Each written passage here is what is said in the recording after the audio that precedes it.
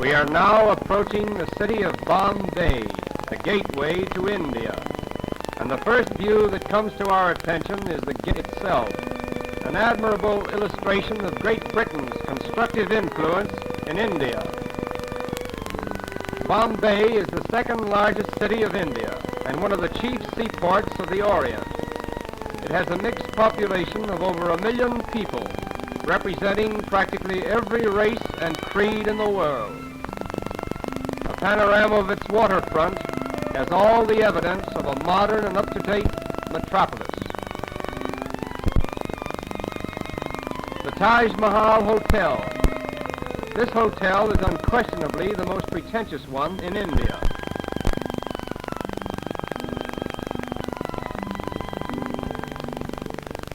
One of the outstanding features of Bombay is its sudden transitions from the modern to the ancient.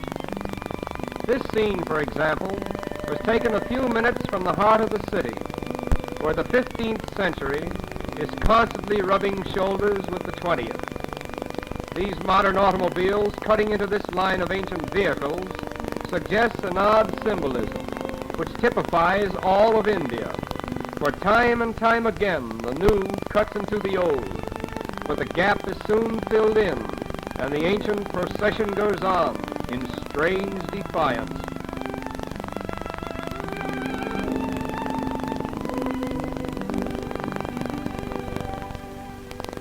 At the famous race course in Bombay, we are again transported into another world, for here is gathered representatives of every nationality, creed, and color. The course itself is considered to be the most picturesque, if not the finest, in the Orient. We were particularly interested in the costumes worn by the Parsi women. The Parsis are in reality the descendants of exiled Persians. The entire Parsi population now numbers 50,000, most of whom are residents of Bombay. They are regarded as the wealthiest class in India, and they are obviously the most progressive. Owing to its central position between the East and the West, no city can show a greater variety of type than Bombay.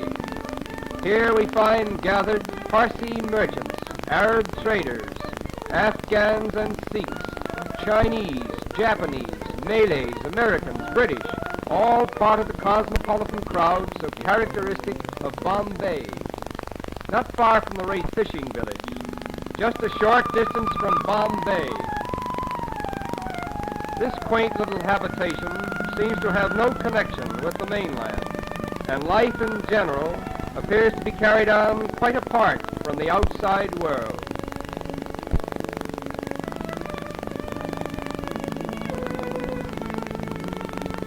The little white fort in the distant background is all that is left to remind us that this was once a Portuguese possession. All the people who live here are engaged in the fish industry. As strange as it may seem, many of them are strict vegetarians and therefore will not eat fish of any kind. This is just one of the many oddities connected with religion in India. Even in this peaceful little village, there is a rigid system of caste. Here we find two attractive young ladies of the proud fisherfolk class. The dress each is wearing is called a sari. It is a one-piece garment which unwinds to about 8 yards in length. Look closely at these young ladies, and you will see a round dot in the center of their foreheads. This dot, which is usually made of red paint, signifies that the wearer is married or eligible for marriage. The flower pot before which they are standing contains the sacred tulsi plant, an emblem of virtue, which is worshipped exclusively by Indian girls. The story goes that a certain virtuous maiden named Tulsi was changed into a plant just as she was about to be assaulted by a demon. Thus, the Tulsi plant became a shrine of chastity for virtuous Indian women. The chief occupation for the women of this village is in drying and preparing the fish which is caught by the men. The method for treating the fish is to first soak them in salt and then lay them out on the sun-baked ground. When they are thoroughly dried, they are tied in small bundles and sent to market. These women are treating a smaller species of shrimp, which is swept about in this manner until it is sufficiently salted and dried. It is then used in preparing the famous Indian curry. No picture of India could possibly be complete without a view of its royal elephants on parade.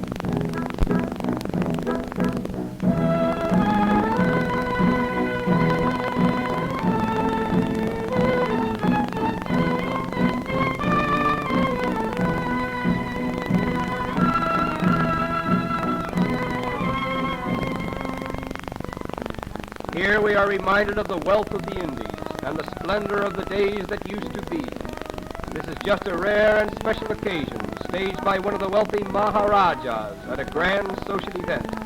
The headpieces worn by these elephants are made of solid gold and are studded with magnificent jewels. But now our journey is coming to an end. We will take one last look at Bombay before we draw our visit to a close.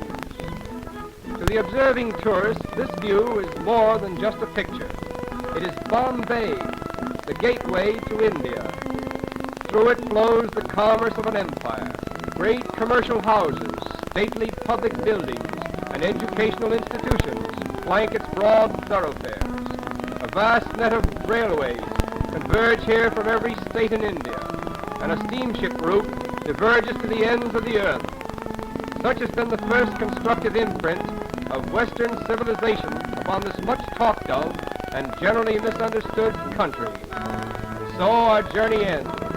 We bid farewell to Bombay, the gateway to India.